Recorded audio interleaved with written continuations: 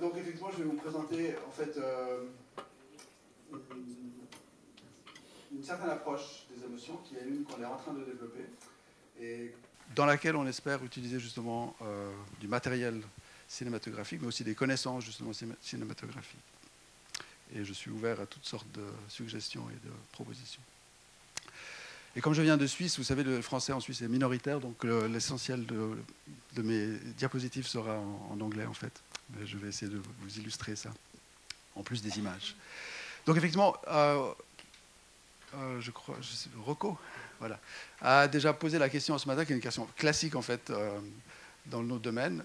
C'est que si on veut étudier quelque chose scientifiquement, il faut d'abord savoir qu'est-ce qu'on étudie. Et il se trouve qu'en fait, les gens ne sont pas toujours très d'accord sur...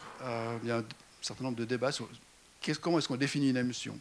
Quelle est la particularité d'un état mental qu'on qualifie tous d'émotion par rapport à d'autres états mentaux, l'imagination, un souvenir, ou des choses comme ça.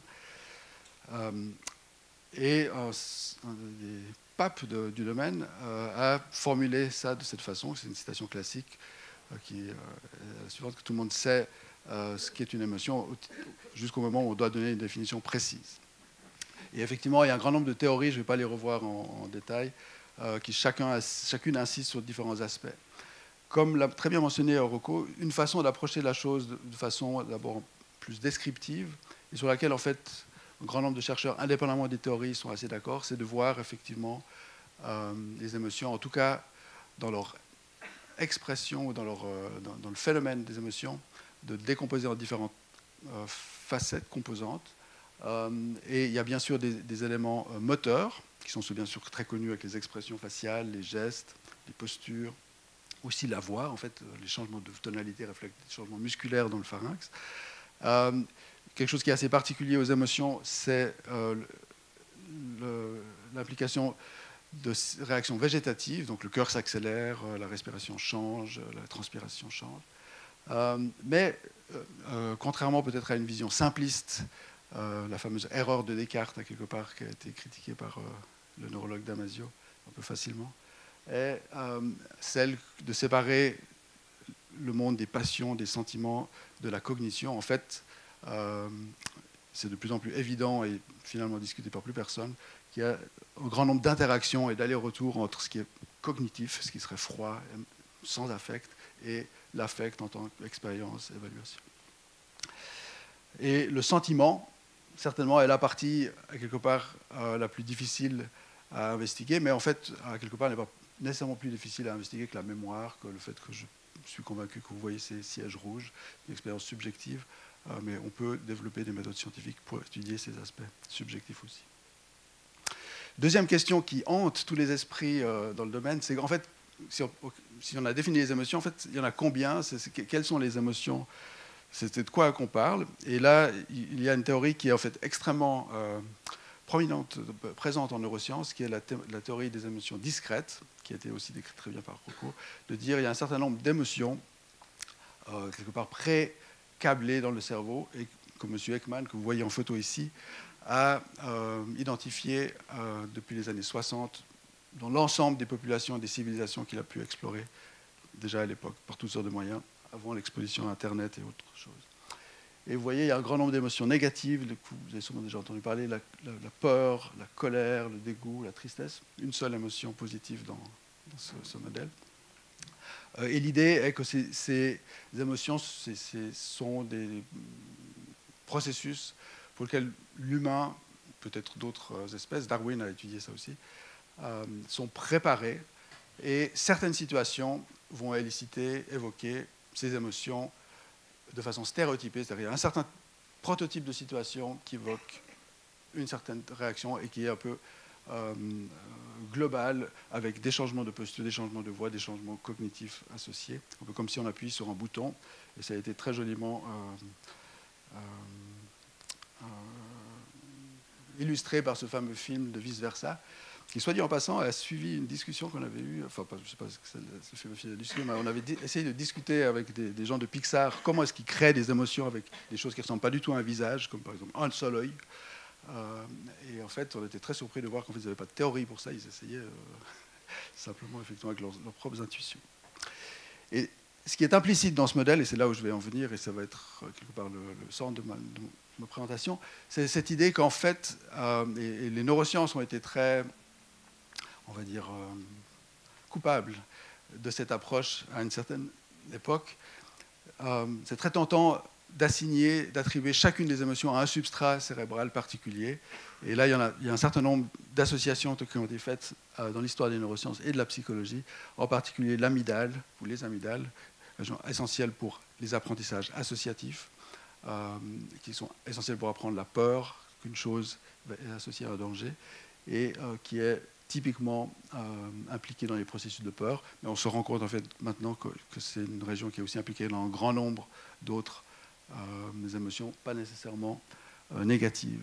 De la même manière, le dégoût a été associé avec l'activité dans l'insula, qui est la partie du cerveau qui est le cortex sensoriel, si vous voulez, mais pour l'intérieur du corps, pour les viscères. Si en chirurgie on stimule l'insula, les patients sentent des serrements de gorge, l'estomac qui se serre, etc.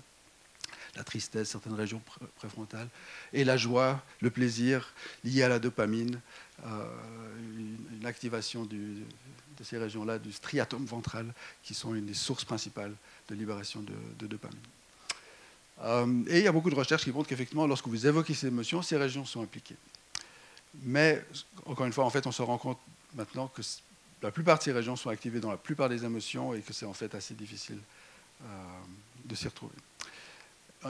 Une autre approche qui a précédé les neurosciences et qui a essayé de simplifier, d'organiser en fait un petit peu ça, est celle de James Russell, qui a essayé de déconstruire déjà un petit peu ces catégories.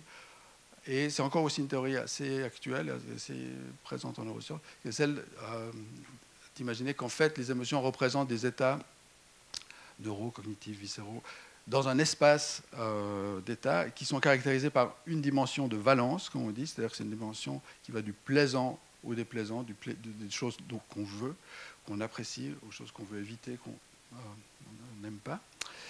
Et orthogonalement ou indépendamment de cette dimension, il y a une dimension d'excitation, d'éveil, d'attention, qu'en anglais on appelle arousal, qui est difficilement traduisible en français, parce que c'est un petit peu tout ça à la fois, éveil, excitation, et par opposition au calme, à l'apathie, la somnolence. Et donc toutes les émotions pourraient s'organiser selon cet espace bidimensionnel.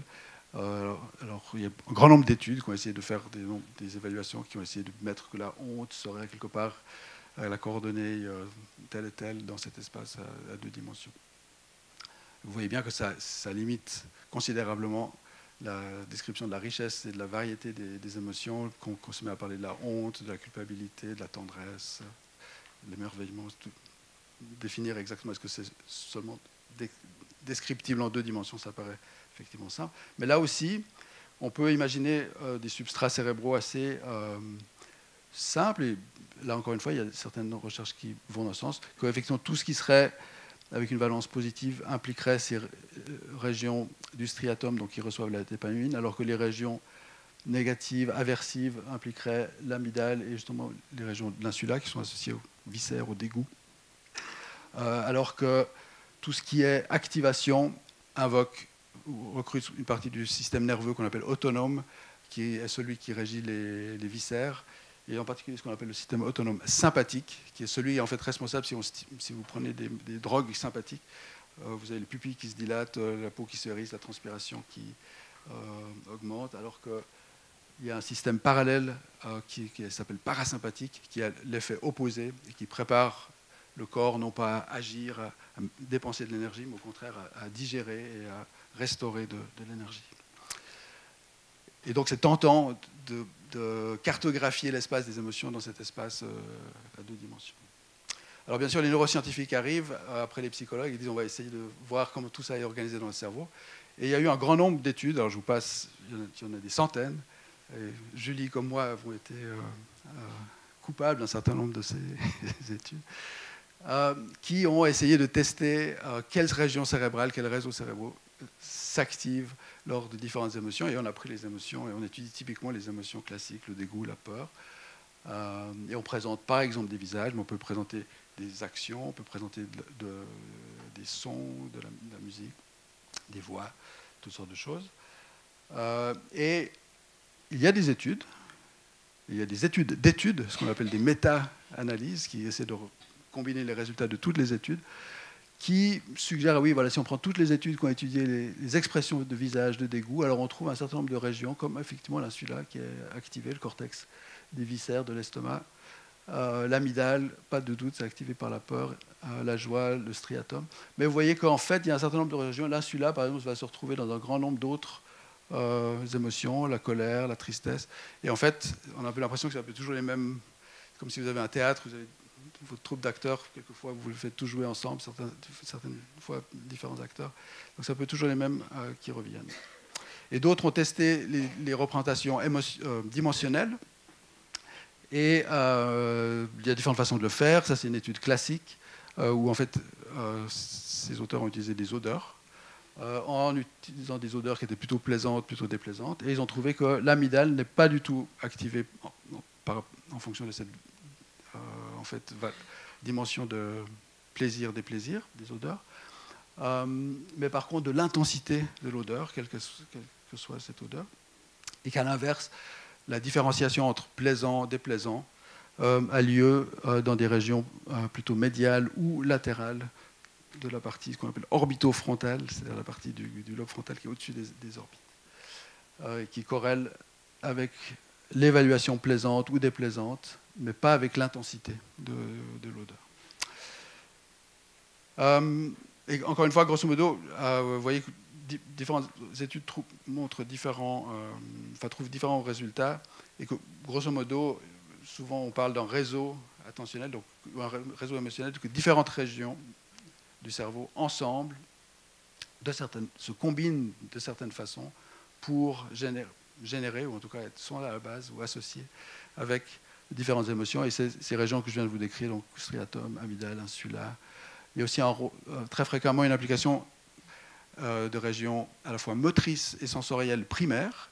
Les régions motrices sont importantes pour la préparation à l'action, c'est aussi ce qui a bien été présenté ce matin. On a des réactions motrices de tension, et même sans agir, des préparations à l'action. Et de la même manière, on a des sensations de chaleur, des frissons, des expériences corporelles des émotions. Et justement, le neurologue Damasio a montré que des patients qui ont des lésions dans le cortex sensoriel, celui qui est vraiment responsable du toucher, ont des troubles pour discriminer certaines émotions. Alors, comme c'est difficile d'associer une région à une émotion et vice-versa, il y a d'autres approches qui ont été récemment développées, que je vais vous présenter rapidement. Mais, alors, ça devient un peu plus technique, mais l'essentiel, c'est que vous compreniez un petit peu l'idée. La plupart des études qui ont été faites, et celles que je vais vous montrer, se concentrent sur une analyse, on va dire, où en moyenne, grosso modo, la quantité d'activation qui a lieu dans une région. Et en général, on a trouvé un certain flou pour comparer les différents sujets. Et en moyenne, si vous voulez, l'activation des régions. Et donc, par exemple, une région pourrait être ici, j'ai repris des images de différents articles, une région qui s'activerait aussi bien lorsque vous voyez des images d'animaux, des images d'objets. Vous seriez incapable de dire que cette région, en fait, est capable de faire la différence entre des images d'animaux et d'objets. Mais il y a d'autres façons de faire, et c'est ce qu'on appelle, en fait, d'étudier la configuration, les patterns d'activation, et pas seulement l'activation globale, où on considère chaque point dans une image de cerveau. Donc, en fait, c'est des pixels qu'on prend quand on fait de l'imagerie cérébrale, c'est des pixels. Et on regarde, est-ce que le fait que ces différents points dans le cerveau, même s'ils sont dans la même région, s'ils sont activés un petit peu différemment, un petit peu comme justement les notes sur un clavier de piano. Est-ce que si on regardait que une image d'animal active un peu plus ce point-là, ce pixel, un peu moins ces autres pixels et un peu plus celui-là, lorsque c'est un chat, eh bien, il se pourrait que l'activation est relativement similaire si on présente un autre animal. Par contre, à l'intérieur de cette région, ce ne sera pas tout à fait les mêmes pixels qui seront activés si on présente une image d'objet comme un outil. Et donc en moyenne, si on moyennait tous ces points-là, on obtiendrait la même activité. Mais si on considère la configuration d'activité au sein de ces régions-là, on pourrait en fait discriminer comme une carte qui distingue entre différentes émotions. Et l'amélioration des techniques, des computers et des techniques statistiques permet maintenant d'aller prédire, en fait, certains papiers comme celui-là ont réussi à prédire quelle est l'image qu'un sujet est en train de voir, simplement en analysant la distribution d'activité au niveau du cortex visuel. Quand bien même, grosso modo, le cortex était toujours activé de la même quantité pour différentes images, mais la configuration d'activité dans cette région permet de dire si un sujet voit une image ou une autre. Et c'est bien sûr une technique qui devient intéressante pour les émotions. Si on imagine, c'est un peu tout le temps les mêmes régions qui sont activées par des émotions, mais est-ce qu'au sein de ces régions, il y aurait des configurations différentes pour différentes émotions? Et c'est quelque chose qui a été fait par plusieurs chercheurs. Je ne vais pas vous bombarder de résultats très précis, parce que ce n'est pas le but. Mais il y a 2 études en particulier qui sont vraiment très bien faites, qui ont combiné un grand nombre de sujets, d'images et de façons d'évoquer les émotions, en particulier des films enfin des extraits de films et des extraits de musique.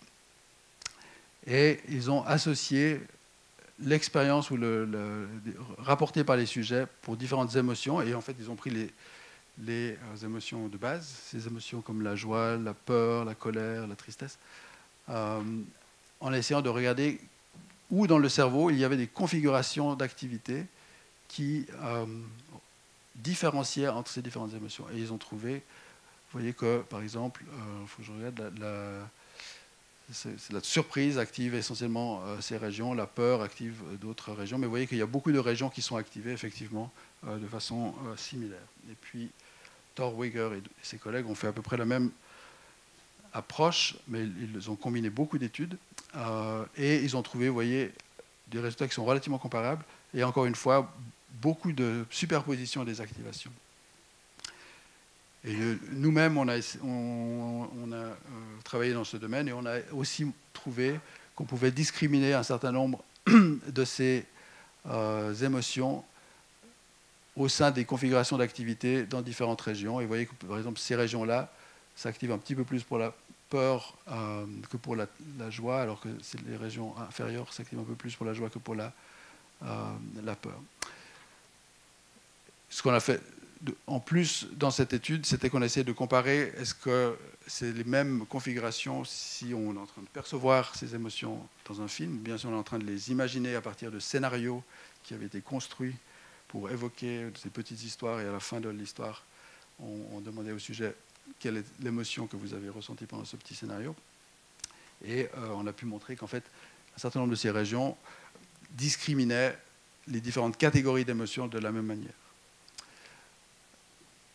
Et puis l'autre chose qu'on a faite dans une étude complémentaire, c'est se dire si on arrive à catégoriser, en fait, à discriminer ces émotions qui sont les émotions de base, ces émotions discrètes, prédites par M. Ekman, est-ce qu'en fait ça marcherait seulement pour ces émotions, mais ça ne marcherait pas pour les émotions plus complexes, les émotions secondaires, justement, qu'on imagine être construites par une combinaison des émotions de base.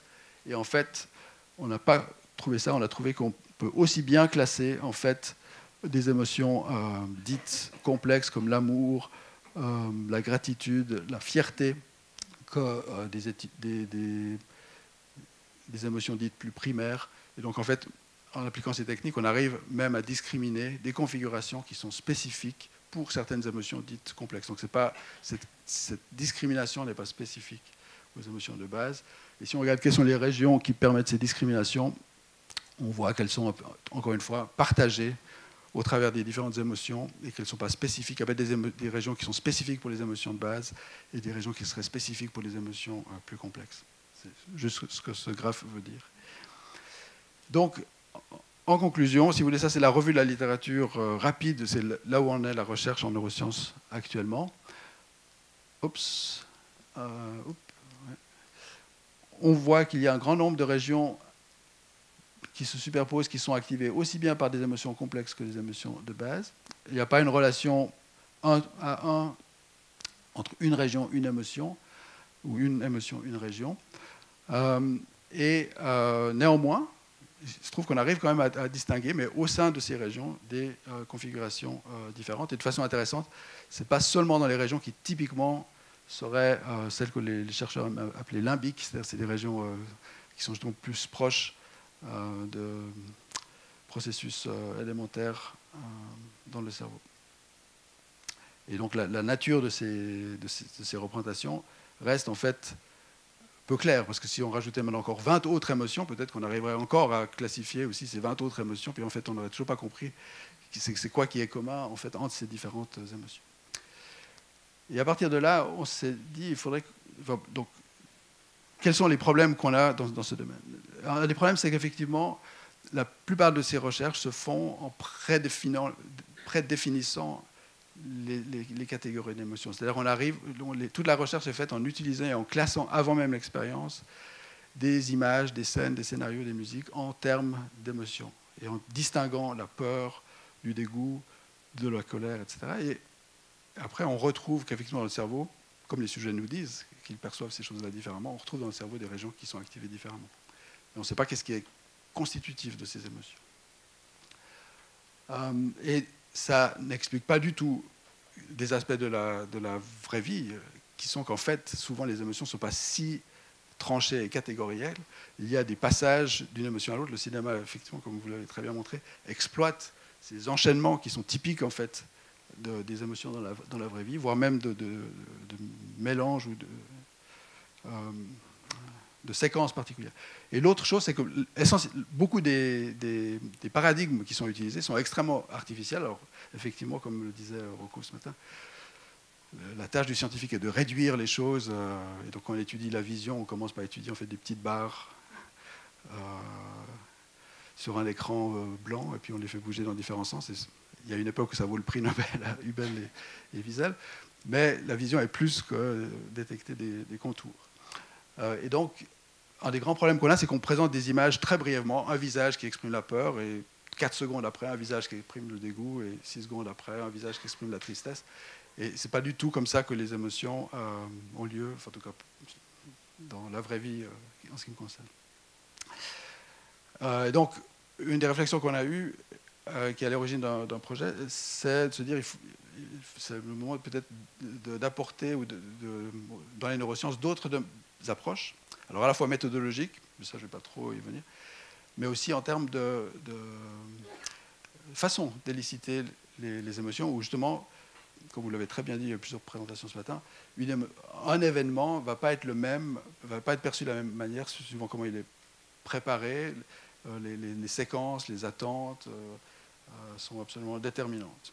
Donc il y a différentes façons maintenant. Et puis le fait aussi d'être absorbé ou d'être... on regarde un visage finalement sur... Moi j'ai toujours été étonné que ça marche finalement aussi bien. Mais en fait finalement ça ne nous concerne pas trop, le fait que cette personne exprime le dégoût quand on la voit en photo.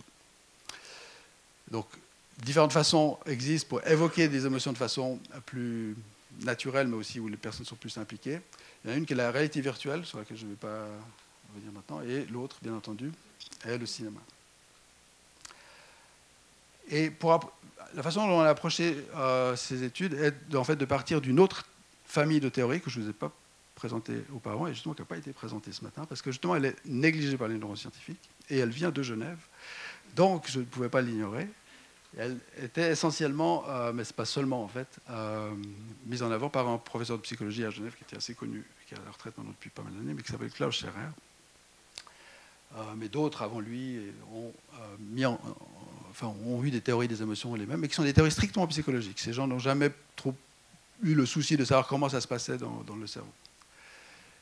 Et leur idée, ce sont des théories qu'on appelle aussi parfois cognitives des émotions, parce qu'elles considèrent que les émotions en fait sont une construction, un état mental et peut-être physiologique, organismique, je crois comme dit Klaus Scherrer, donc c'est tout l'organisme, qui est le résultat d'une combinaison de composantes. Et toute la question maintenant, c'est de savoir c'est quoi ces composants.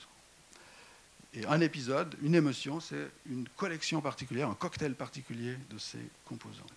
Alors ça, je vous présente le modèle Genevois, ce qui est le modèle de Klaus Scherrer, qui s'appelle aussi CPM, Component Process Model, qui postule essentiellement 4 composantes Il y a les composantes de physiologie, comme je vous ai dit, c'est les changements dans la respiration, le rythme cardiaque, donc le système autonome. Il y a les composantes motrices d'expression, donc c'est tous les phénomènes moteurs, les sourcils qui se froncent, etc. Il y a des aspects motivationnels, les émotions sont des états où on a envie de faire quelque chose, ou qui poussent à une action. Ça peut être simplement une tendance à l'action, mais ce n'est pas forcément une action exprimée. Et puis il y a toute cette boîte qui, dans ce modèle-là, s'appelle les composantes, les appraisals, les évaluations, et qui sont en fait très cognitives en soi et qui impliquent l'évaluation d'un certain nombre de facteurs. C'est pour ça que ces théories sont dites très cognitives. Et il y a, dans les théories, dans cette famille de théories, il y a un grand nombre d'évaluations qui sont étudiées par différents chercheurs. Certains chercheurs passent toute leur vie à étudier un seul de ces évaluations. Et Klaus Scherrer a essayé de dégager un certain nombre qui sont présents fréquemment. Et surtout, une particularité en fait, de la théorie Genevois, c'est qu'il y a une séquence, il y a une hiérarchie temporelle dans l'organisation de ces évaluations, mais peu importe pour ce qui nous concerne ici. Mais par exemple, une évaluation, c'est si quelque chose est nouveau ou pas. Si quelque chose arrive pour la première fois, il y a plus de chances, ce n'est pas une émotion déjà, mais il y a plus de chances que ça amène à une émotion que si c'est quelque chose qui se répète, et se répète, et se répète, et se répète, et qui finalement n'a effectivement pas beaucoup d'intérêt. Le fait, qui est un peu distinct de la nouveauté, c'est soudain, cette dimension d'agréabilité, ou cette notion de valence, c'est quelque chose qui reste intrinsèquement présent dans toutes les théories de l'émotion et qui reste effectivement, quand même au centre des théories. Mais il y a aussi d'autres évaluations, d'autres composantes cognitives qui sont intéressantes, qui sont est-ce qu'une situation est relevante ou pas à votre but. Si vous êtes chasseur professionnel et que vous chassez le tigre et que ça fait 2 semaines que vous êtes dans une forêt, ou même 8 minutes que vous êtes dans une forêt et que vous rencontrez le tigre face à vous, vous allez avoir une émotion très différente du touriste qui se trouve au même endroit, mais sans avoir le même. De la même manière, si vous avez la capacité de contrôler la situation, si vous êtes en short et en t-shirt face au tigre, c'est très différent que si vous avez un bazooka ou que vous êtes dans une armée, d'accord. La capacité de contrôle va avoir un effet déterminant sur l'émotion que vous expérimentez presque immédiatement lorsque vous voyez le tigre. Donc tous ces facteurs vont changer les émotions. Et donc dans le projet que je vais vous présenter, on a essayé en fait d'approcher les émotions par ces composantes et de plus décrire les émotions en termes de prédéfinis, préconçus, de peur, de colère, etc. Mais on a essayé de les définir en fonction de ces éléments d'évaluation et de ces composantes. Et une façon de le faire, ça a été de partir de matériel cinématographique qui permettent justement, en plus d'étudier les aspects de temporalité dont je ne vais pas trop parler maintenant. Et le but était d'étudier un grand nombre d'émotions, parce que vous avez bien vu que dans le cinéma, parfois c'est difficile de dire « Ah, ça c'était de la tristesse, c'était de la joie, c'était de la honte, il y a un petit peu de tout, ça se mélange ». Donc on voulait aller au-delà de ces pré-catégorisations, tout en couvrant un champ assez large d'émotions, et le cinéma justement permet ça.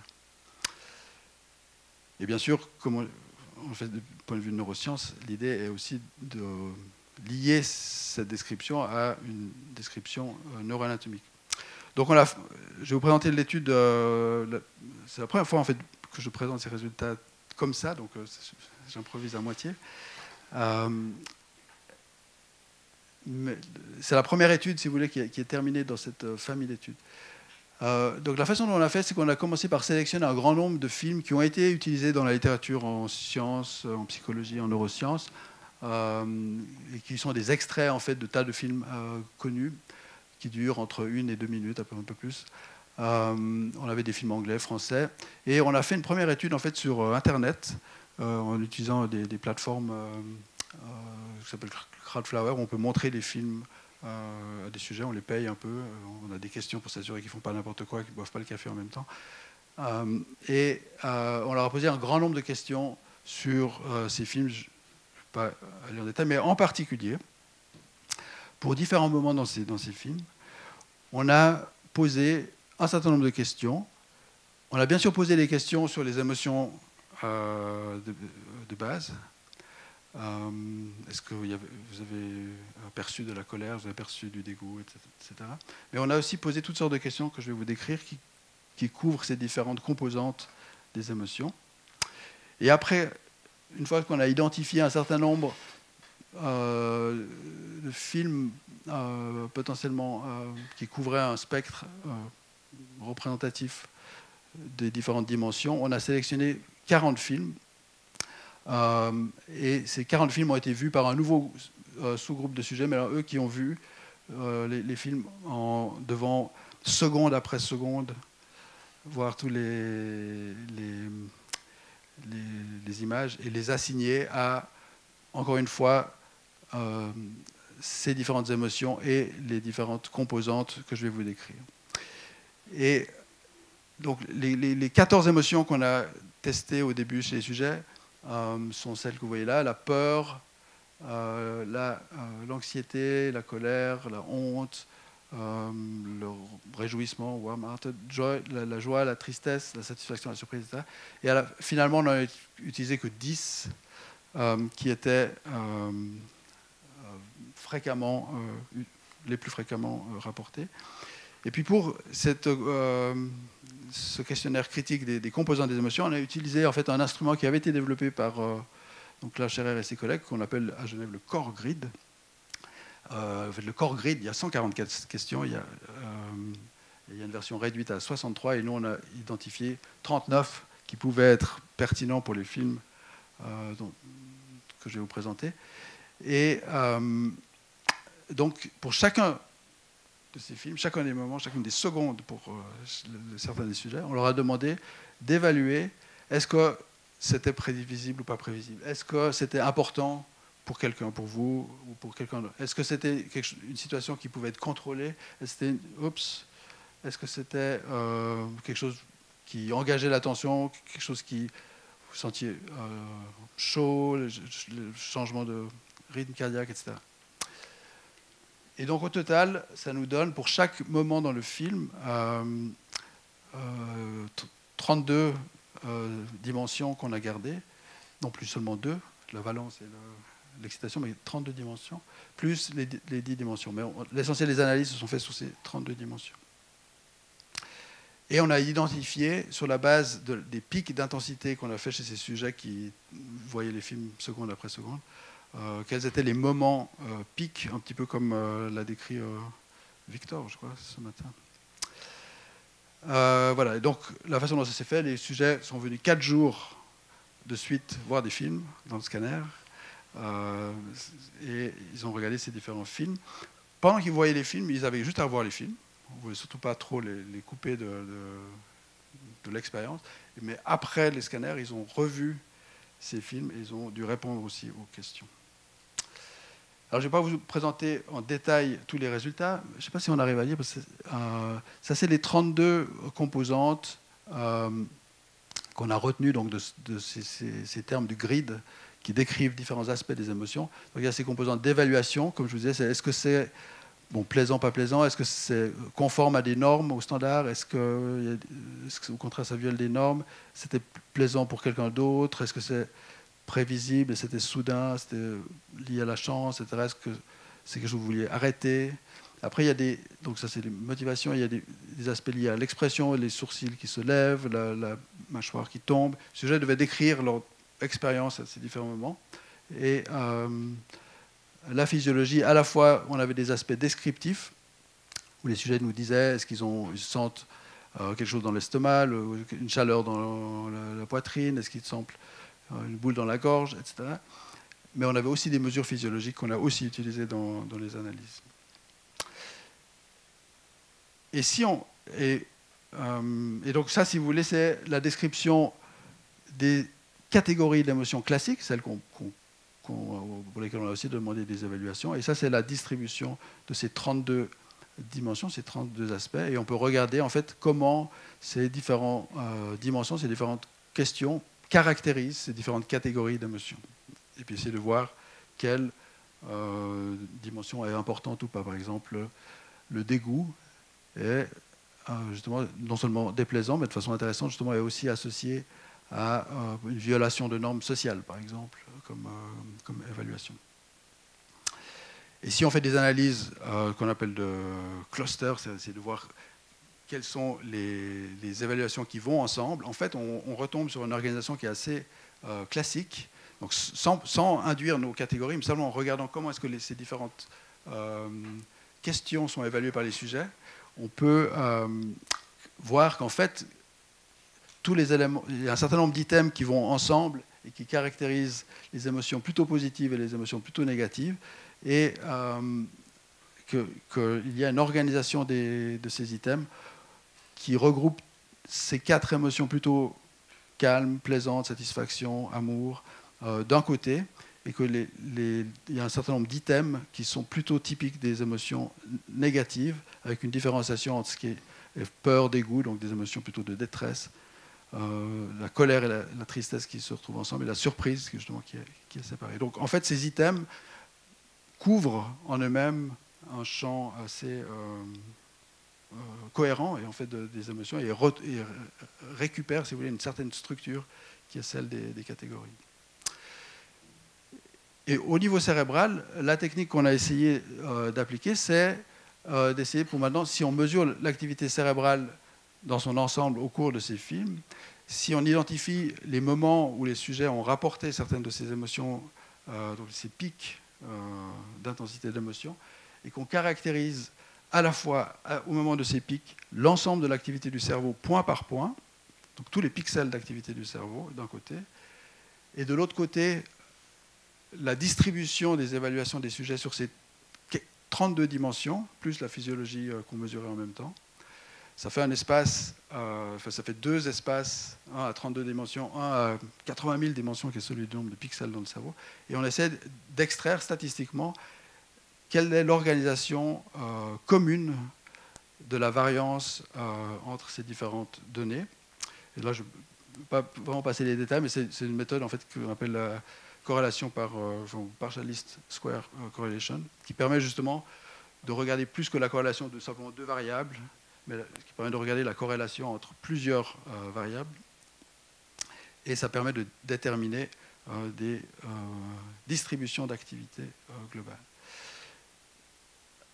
Alors encore une fois, le but n'est pas de vous donner le détail, mais je vais juste vous les illustrer les résultats, en tout cas qualitativement.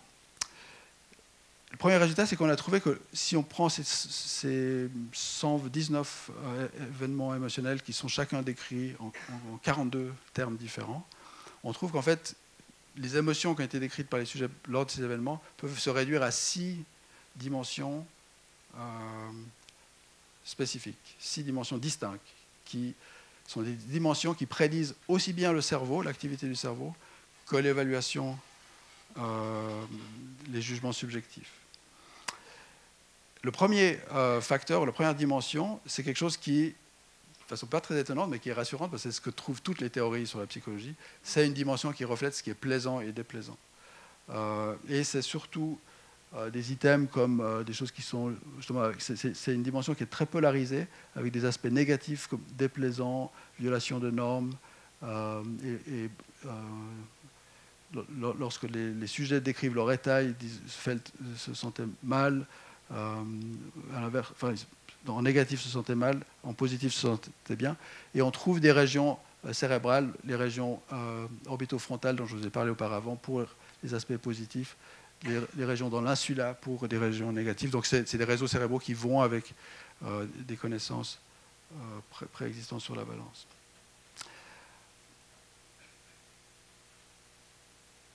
Par contre, on a trouvé une deuxième dimension, un deuxième système qui semble aussi être influencé par si une situation est plaisante ou déplaisante, mais qui semble être un aspect essentiellement sensoriel et moteur.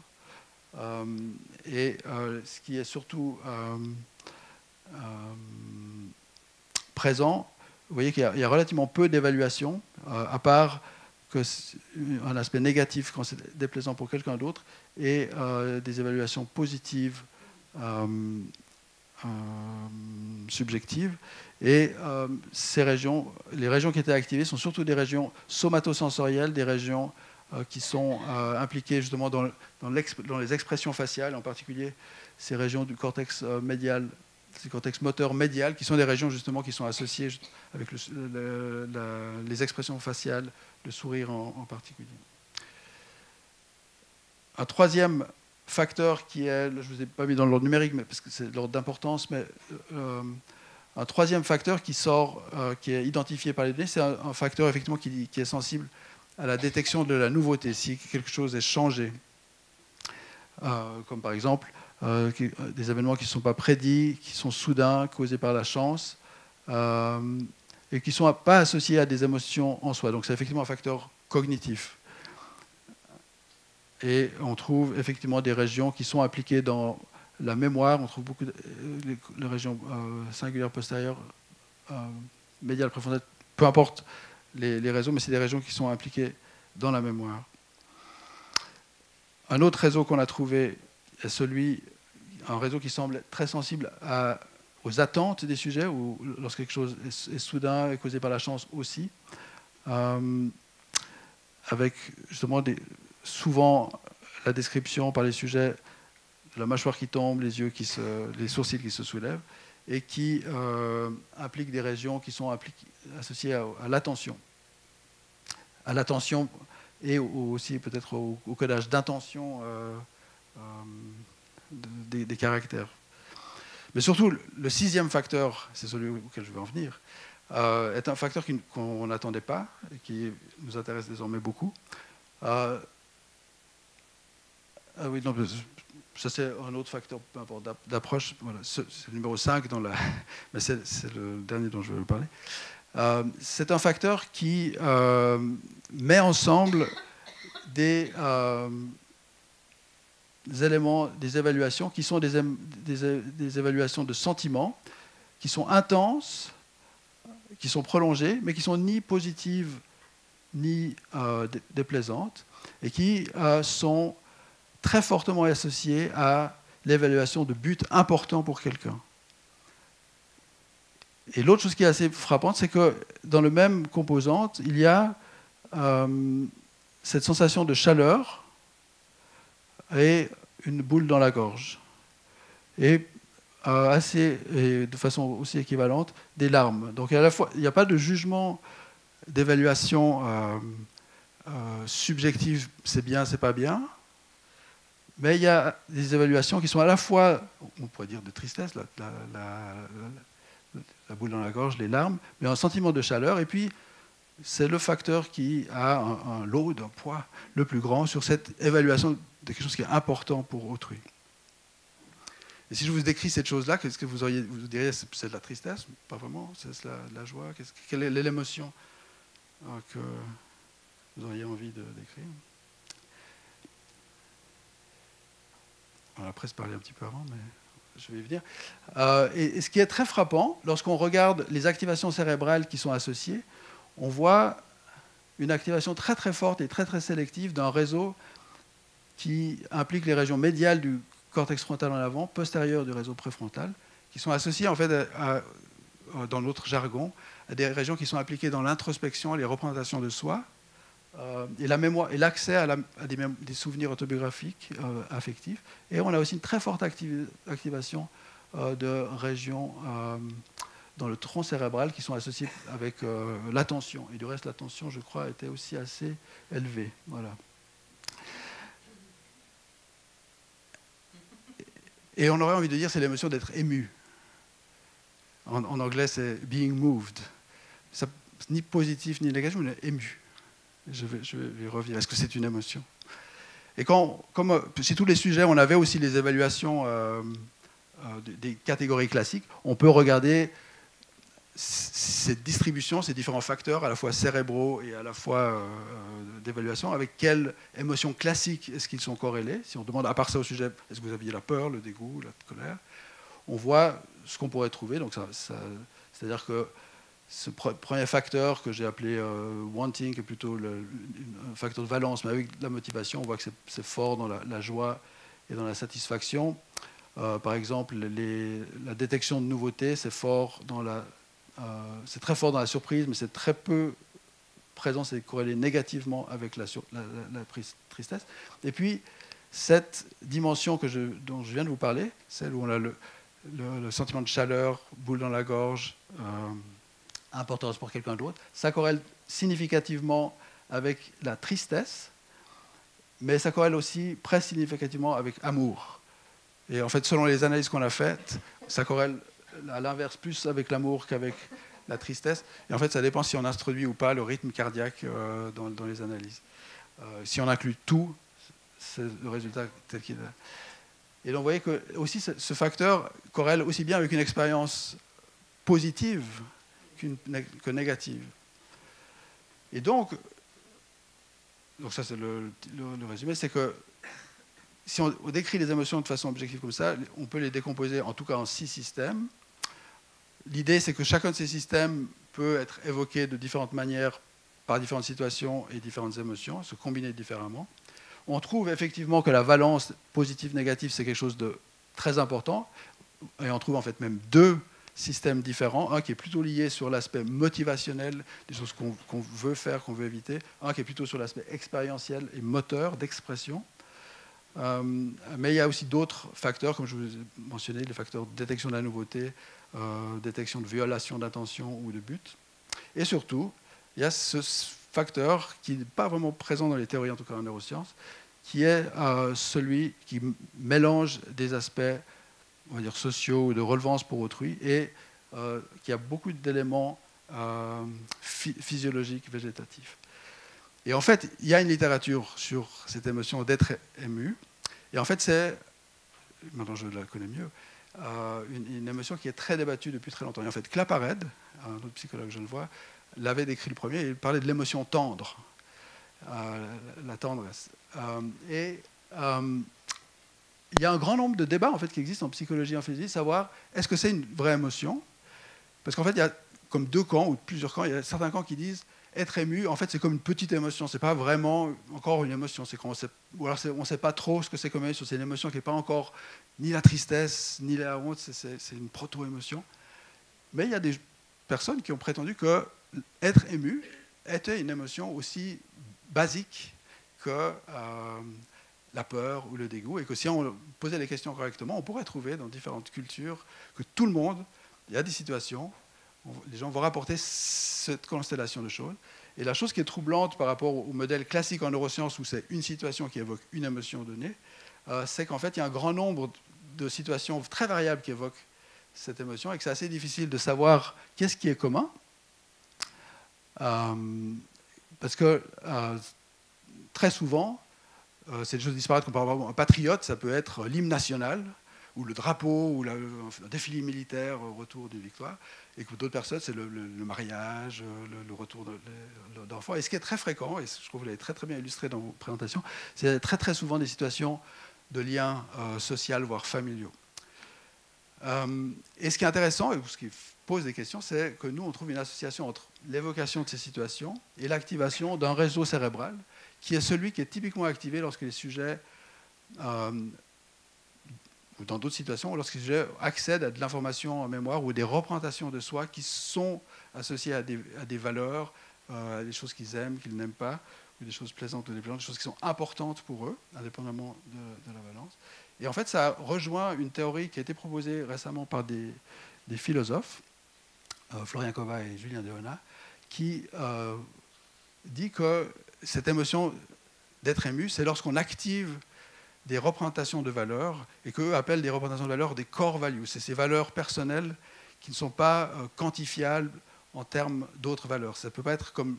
Il y a certaines régions qui répondent au cerveau et à la valeur, qui sont... en anglais, on dirait qu'ils peuvent être tradés, qui peuvent être échangés. C'est-à-dire que vous pouvez... vous seriez peut-être prêt à renoncer à, je ne sais pas, un papier dans Science, si on vous payait 6 millions de dollars, je ne sais pas combien, plus. Ouais. Il y a des choses qu'on pourrait... Mais il y a des choses, des valeurs personnelles que vous n'êtes pas prêt à monnayer ou à échanger, des choses qui sont importantes pour vous. Et lorsqu'on active ces représentations, les choses qui sont vraiment importantes, potentiellement, on est ému d'après ces philosophes. Et du coup, ça pose la question, une autre question qui est pour les personnes qui se posent la question, est-ce que être ému, being moved, ça serait une émotion de base? Si c'est une émotion de base, ça doit avoir une fonction utilitaire. La peur, ça sert à se protéger du danger, à ne pas mourir. Le dégoût, ça sert à ne pas manger quelque chose qui ne serait pas bon. Alors à quoi ça sert d'être ému finalement? Parce qu'on est là tout tremblant, avoir des petites larmes aux yeux.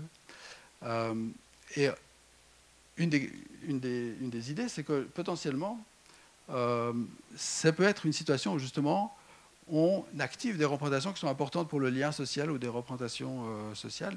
Et finalement, quand on y réfléchit, on peut se dire pourquoi on a tant d'intérêt dans le cinéma, dans certaines formes artistiques, pourquoi effectivement le cinéma marche bien dans des salles et peut-être c'est différent l'expérience qu'on est solitaire. Pourquoi est-ce qu'on aime finalement pleurer? On peut postuler avec ces philosophes qu'à quelque part, créer des situations où on crée ces émotions, c'est comme on joue avec ces émotions et peut-être on renforce des systèmes cérébraux qui sont ceux importants pour créer du lien social, pour renforcer des valeurs sociales. Voilà. Alors ça, c'est le résultat de cette étude. Et donc, si vous voulez, ce facteur vient ajouter à ce qu'on connaissait déjà. Ouais. Alors, je vais m'arrêter là. Et le deuxième aspect, mais que je présenterai la première fois, c'est qu'effectivement, c'est la notion que beaucoup des études en neurosciences regardent les émotions comme des événements très ponctuels dans le temps, avec un avant et un après qui serait comme dépourvu d'émotions. Et que là aussi, en fait, on se rend compte de plus en plus qu'une émotion a un décours temporel et qu'effectivement, évoquer une émotion va changer la configuration d'activité cérébrale et qu'après une émotion, cette configuration n'est pas tout à fait la même. Et du coup, un nouvel événement va être perçu différemment et qu'on peut expliquer en fait un certain nombre de changements de perception par le changement de configuration. Et là, ça, typiquement, dans la création du montage ou de différents aspects cinématographiques, c'est quelque chose qui est exploité effectivement avec savoir-faire, sans le formuler de la même façon que nous, mais de façon tout à fait explicite, pour créer des états cérébraux, finalement, qui vont changer la perception. Voilà, avec tout ça, je m'arrête là. Merci.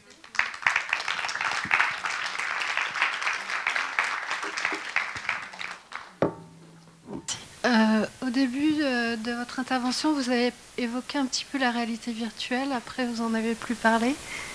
Est-ce que vous faites des expérimentations avec la réalité virtuelle? Alors, on fait des expérimentations, on est un peu en train, si vous voulez. La réalité virtuelle, ça a priori encore un avantage de plus, c'est-à-dire que vraiment c'est la personne qui peut être impliquée directement. Et on peut très facilement manipuler un certain nombre des choses de ce que je viens de vous parler, c'est-à-dire si quelque chose est nouveau, si quelque chose que vous pouvez contrôler, parce que vous êtes dans un monde où il y a plein de choses qui vous arrivent, vous avez, typiquement dans les jeux vidéo, vous pouvez tirer sur tous les méchants qui arrivent, vous pouvez faire des choses, mais il y a des choses que vous ne pouvez pas contrôler. Donc il y a toutes sortes de facteurs qu'on peut anticiper, l'incertitude, il y a beaucoup de choses qu'on peut manipuler. Et donc ça, on est en train de faire... le but, ça serait de créer même une espèce de software que les chercheurs pourraient manipuler à leur guise, plutôt que de présenter juste des photos. Le grand problème que nous, on a, parce que comme à la base, moi je suis neurologue à la base, et donc j'aime localiser des choses dans le cerveau, c'est que si on veut faire des études en neuroimagerie et mettre des sujets dans un scanner, c'est horriblement difficile, parce que d'abord, ils sont coincés, ils ne peuvent pas bouger la tête, et il se trouve que si les choses bougent rapidement, ça donne des nausées. Beaucoup de sujets ont de la peine ont toutes sortes d'autres émotions que celles qui sont prévues. Et donc c'est très difficile en pratique. Et puis aussi l'aspect interactif est limité. Mais on est en train de développer des situations où on peut avoir donc construire une réalité virtuelle où vous voyez rentrer dans le scanner. Olaf Blanquet, par exemple, qui a mis au point des choses pour voir son corps de différents points de vue. Et donc on a l'impression de se voir rentrer dans le scanner. On peut voir ses mains qui sont avec des capteurs. Donc on peut reconstruire une certaine réalité et immerger les sujets dans des réalités différentes. Et là, on peut imaginer beaucoup de choses, parce que du coup, comme le cinéma, on peut faire des choses qui ne sont pas dans la vraie vie. Par contre, en pratique, c'est difficile, alors que le cinéma, finalement, les sujets, une fois qu'ils sont dans le scanner, ce qui est assez agréable pour faire ces études, en fait, c'est que les gens, finalement, aiment bien regarder des films, même certains, des fois, terrifiants. Alors, c'est sur la liste. Ouais, c'est sur la liste. Mais pour l'instant, on n'a pas fait des choses comme ça. Non. On a fait des choses plus liées à la dynamique, effectivement, mais pas... Ouais. D'autres questions?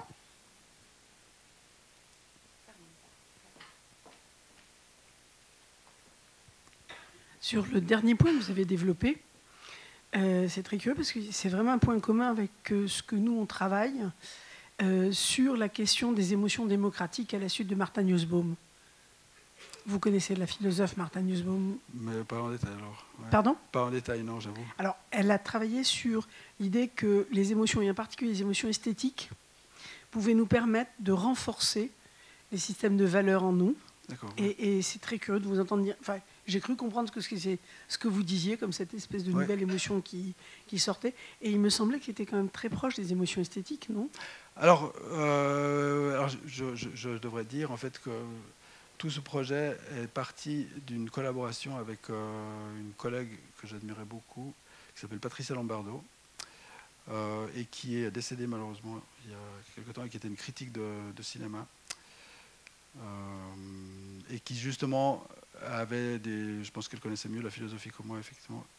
Oh, pardon, je veux lui rendre un petit hommage, parce que c'est vraiment à elle qu'on doit tout ça.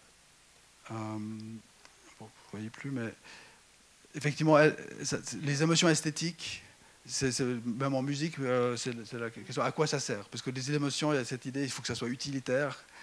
Alors à quoi ça sert une émotion? Est-ce que même c'est une émotion? Et Patricia a beaucoup étudié effectivement les émotions dites esthétiques, y compris dans les films. Et on peut imaginer qu'effectivement l'homme joue avec ses émotions comme on joue à faire du sport, à se faire faire différentes pratiques. Et que voilà, après savoir exactement... la musique aussi a un aspect social, dans le sens il y a des liens avec les trans, les rituels. Je ne sais pas si je réponds entièrement à votre question. Si, mais c'était intéressant de voir le lien avec la philo, quoi. Ouais. Parce qu'effectivement, Martha Nussbaum dit que ça développe ces émotions démocratiques, elles développent l'ouverture à autrui, et donc ça développe le sens de la démocratie dans l'individu. D'accord.